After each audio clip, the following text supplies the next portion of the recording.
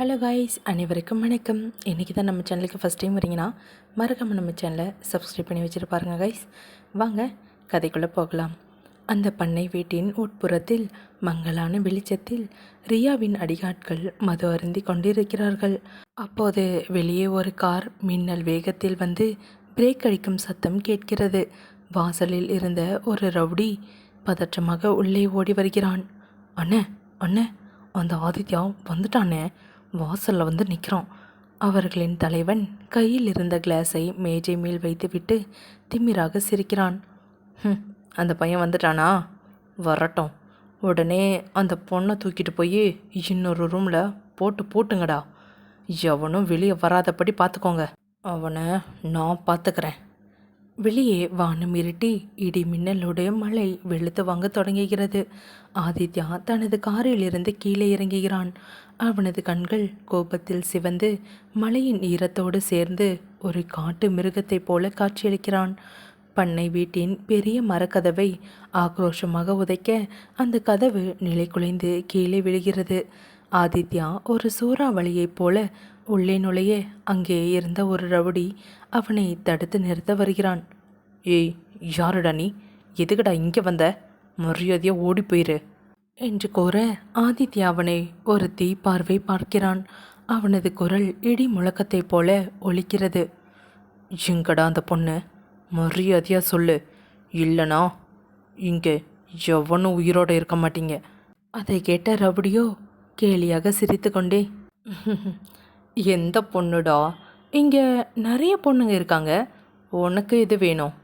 அந்த ரவுடி சொல்லி முடிப்பதற்குள் ஆதித்யாவின் கால் மின்னல் வேகத்தில் சுழன்று அவனது நெஞ்சிலேயே ஓங்கி ஒரு உதைவிடுகிறது. அந்த ரவுடி காற்றில் பறந்து சென்று அங்கிருந்த ஒரு தூணில் பலமாக மோதி தரையில் விழுகிறான். அவனது விலா எலும்புகள் உடையும் சத்தம் அங்கே கேட்கிறது.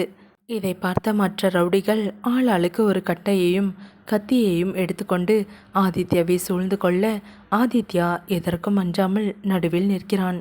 ஒருவன் கட்டையை ஓங்கி கொண்டு வர ஆதித்யா லாவகமாக விலகி அவனது கையை பிடித்து திருகி ஒரு பஞ்ச் வைக்கிறான். அடுத்தவன் வர அவனை தூக்கி மேஜை மேல் வீசுகிறான். மேஜை சுக்குநூறாக உடைய அந்த ரவுடி இரத்த காயங்களுடன் சுருண்டு விழுகிறான். ஆதித்யா இப்போது அந்த தலைவனை நோக்கி நடக்கிறான். ஒவ்வொரு அடியும் ஒரு பேரழிவின் தொடக்கம் போல இருக்கிறது. சுற்றியுள்ள அடியாட்கள் ஒவ்வொருவரையும் அடித்து பிளந்து கொண்டே அவன் முன்னேற அவனது சட்டை மழையாலும் எதிரிகளின் இரத்த கரையாலும் நனைந்து கிடக்கிறது. காவியா, காவியா, வந்துட்டேமா, பயப்படாத. ஆதித்யாவின் அந்த ருத்ர தாண்டவத்தை கண்டு அந்த தலைவனே ஒரு நிமிடம் மிரண்டு போகிறான். பண்ணை வீடே இப்போது ஒரு போர்க்களமாக மாறியிருக்கிறது. மழை கொட்டி தீர்க்க இடி சத்தத்தை விட ஆதித்யா போடும் அடிகளின் சத்தம் அந்த பண்ணை வீட்டுக்குள் பலமாக எதிரொலித்தது. சுற்றியிருந்த அடியாட்கள் அனைவரும் இரத்த காயங்களுடன் தரையில் சுருண்டு கிடக்க ஆதித்யா இப்போது அந்த தலைவனை நெருங்கி சென்றான். அந்த தலைவன் பயத்தில் பின்னால் நகர ஆதித்யா மின்னல் வேகத்தில் பாய்ந்து அவனது சட்டையை பிடித்து தூக்கினான். காவியாவோட கண்ணில் இருந்து ஒரு சொட்டு தண்ணீர் வந்திருந்தாலும் உன்னை உயிரோட விடமாட்டேன்டா. ஆதித்யா ஓங்கி ஒரு குத்து அவனது தாடையில் விட அந்த தலைவன் சுருண்டு விழுந்தான். ஆதித்யா அவனை விடாமல் தரதரவென்று இழுத்து வந்து ஒரு மரமேஜை மேல் போட்டு துவம்சம் செய்தான். அப்போது அந்த தலைவனுடைய ஃபோன் ரிங்காக ஸ்க்ரீனில் ஒரு பெண் பெயர் மின்னியது. ஆதித்யா அந்த ஃபோனை பிடுங்கினான். மறுமுனையில் பதற்றத்துடன் ரியா பேசினாள். ஹலோ ஹலோ, என்னாச்சு? அந்த ஆதித்யாவை முடிச்சிட்டிங்களா? ஏன் யாரும் பேச மாட்டேங்கிறீங்க? ஹலோ, பதில் சொல்லுங்கப்பா. ஆதித்யா ஃபோனை தன் காதுக்கு கொண்டு சென்றான். அவனது மூச்சுக்காற்று அனலாக தெரித்தது.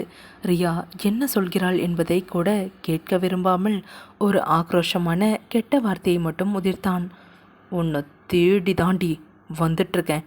உன் திமிருக்கு இன்னைக்கு நான் ஒரு முடிவு கட்டுறேன். மறுமுனையில் அவளது பதிலுக்காக கூட காத்திராமல் அந்த ஃபோனை தரையில் வீசி தனது கனமான காலால் மிதித்து துவம்சம் செய்தான்.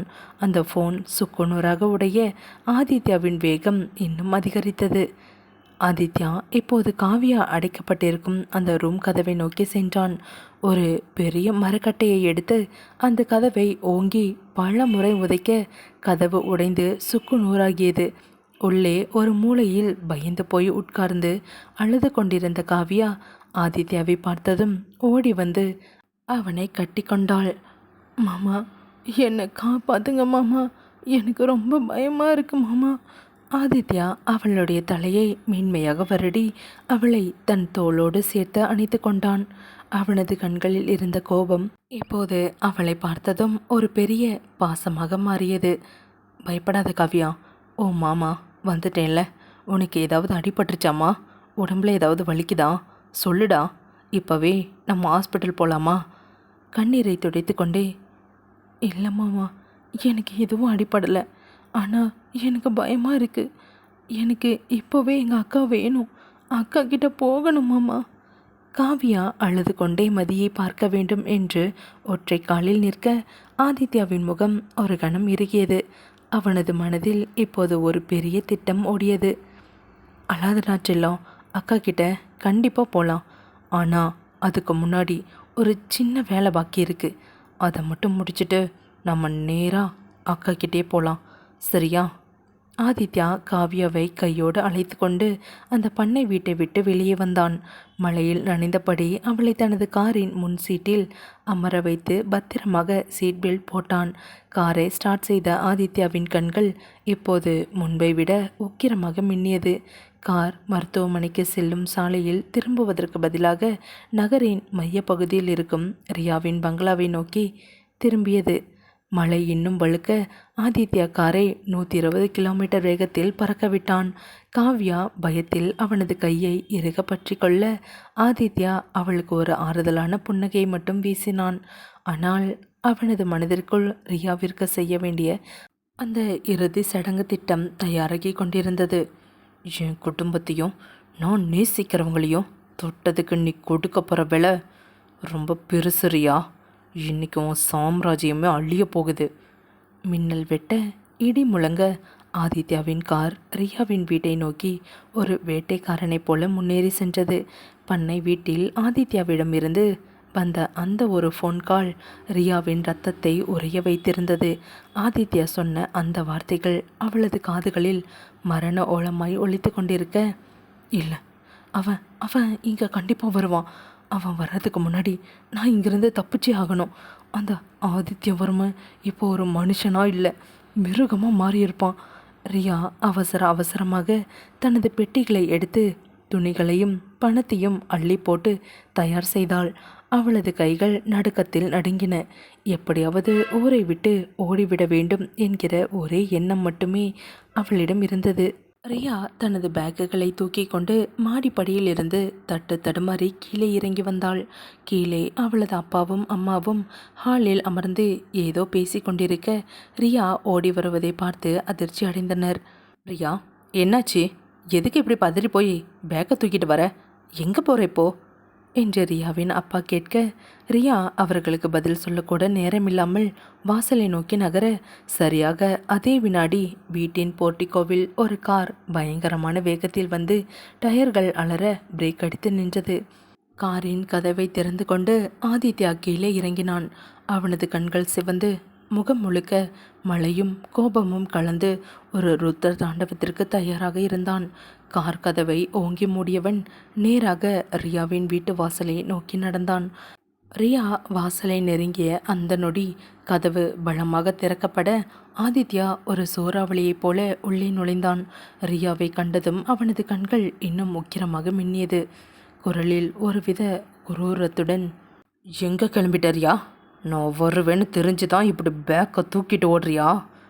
ஆதித்யாவை கண்டதும் ரியாவுக்கு மூச்சு காற்றே நின்று விட்டது போல இருந்தது.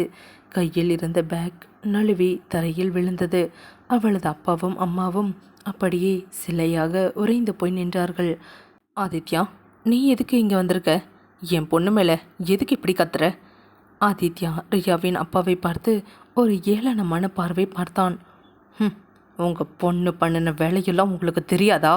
ஒரு குழந்தைய கடத்தி ஒரு குடும்பத்தையும் நடு தெருவில் நிற்க வச்ச இந்த பாவிக்கு நீங்கள் வக்காலத்தை வாங்குறீங்களா? ரியா, இன்னைக்கு நீ ஓட்டவும் முடியாது, ஒளியவும் முடியாது. ஆதித்யா ரியாவை நெருங்கி செல்ல ரியா பயத்தில் பின்னால் நகர்ந்து சோஃபாவில் விழுந்தாள். அங்கே ஒரு பெரிய போர்க்களமே உருவாகி கொண்டிருந்தது. ரியா தப்பித்து ஓட பார்த்த அந்த வினாடி ஆதித்யா ஒரு சூறாவளியைப் போல உள்ளே நுழைந்தான். ரியாவின் அம்மாவும் அப்பாவும் பதற்றத்தில், ஆதித்யா, என்ன நடக்குதுங்க? எதுக்கு இப்படி வர என்று மாறி மாறி பல கேள்விகளை கேட்டனர். ஆனால் ஆதித்யா எதற்கும் பதில் சொல்லவில்லை. அவனது பார்வை ரியாவின் மேல் மட்டுமே நிலைத்திருந்தது. மின்னல் வேகத்தில் ரியாவை நெருங்கியவன் எதை பற்றியும் யோசிக்காமல் ஓங்கி அவளது கன்னத்தில் ஒரு அறை விட்டான். அந்த அறையின் வேகம் ரியாவின் முகத்தை அப்படியே திருப்பியது. அவளது காதில் இருந்த வைரத்தோடு கலன்று காற்றில் பறந்து சென்றது. அதிர்ச்சியில் நின்ற அவளது அப்பாவின் நெஞ்சிலேயே போய் விழுந்தது. அடித்த வேகத்தில் ரியாவின் கன்னம் சிவந்து போக ஆதித்யா விடவில்லை.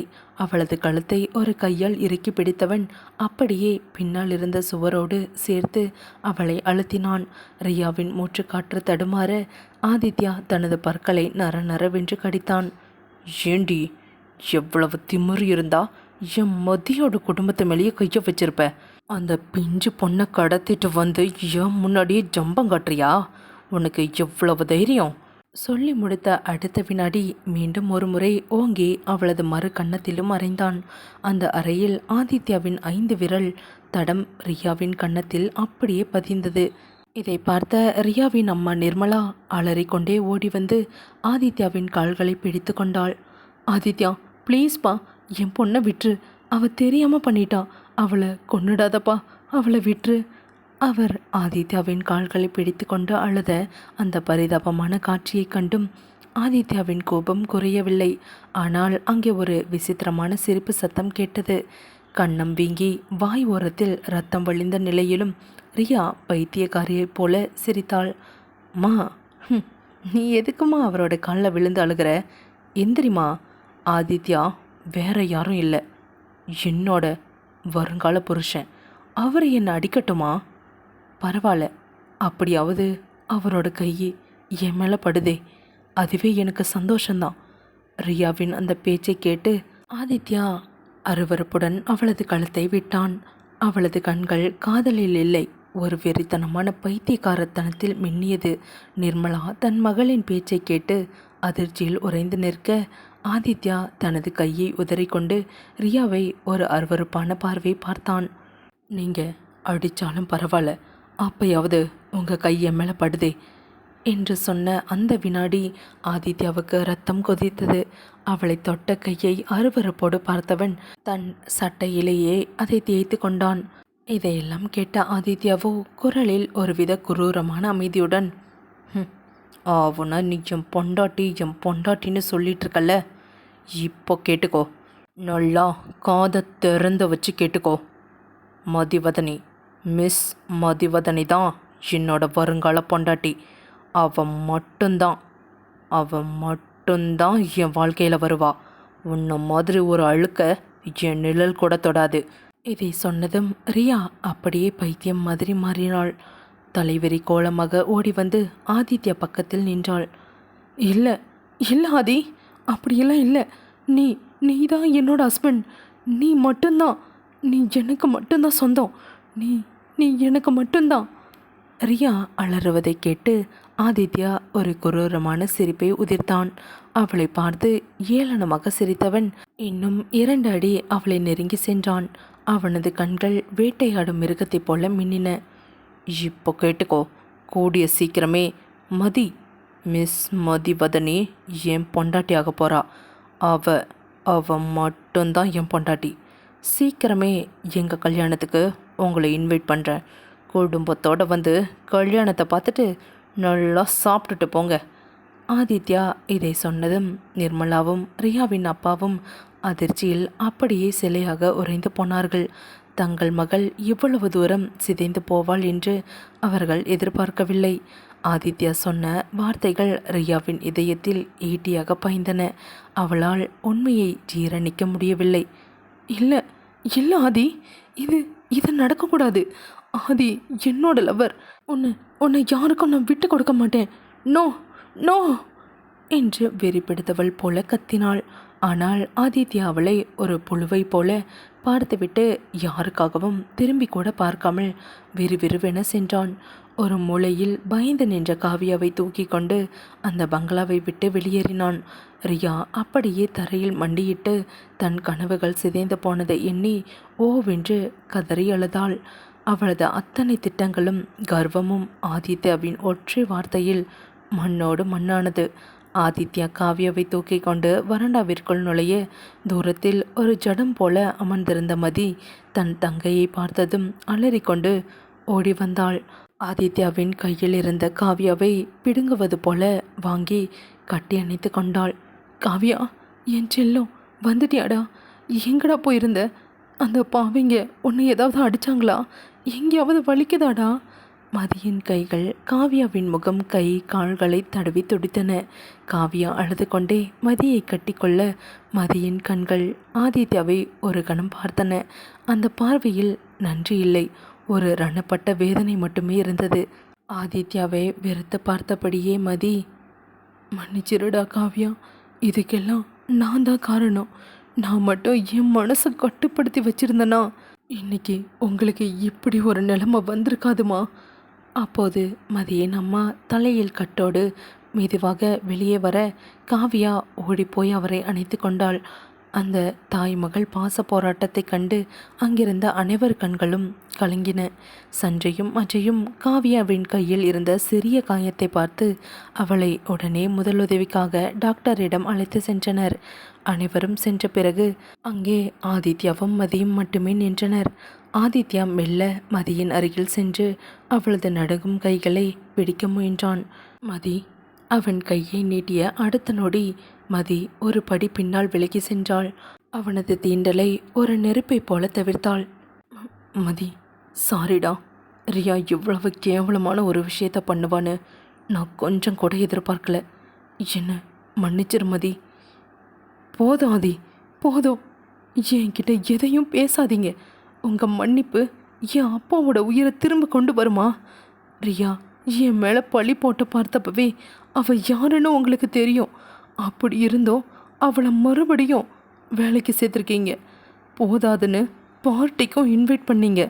எப்படி ஆதி, உங்களால் எப்படி இப்படி பண்ண முடிஞ்சது? மதியின் குரல் அந்த மருத்துவமனை வராண்டாவையே அதிர வைத்தது.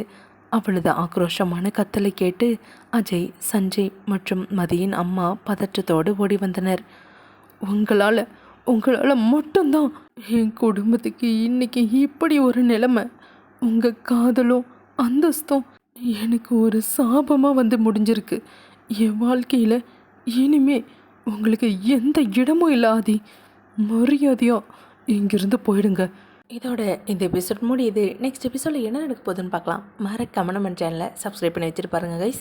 இந்த எபிசோடு எப்படி இருந்ததுன்னு மறக்காமல் கமெண்டில் சொல்லுங்கள். அப்போ தான் எனக்கு தெரியும். தேங்க்ஸ் ஃபார் வாட்சிங். பாய்.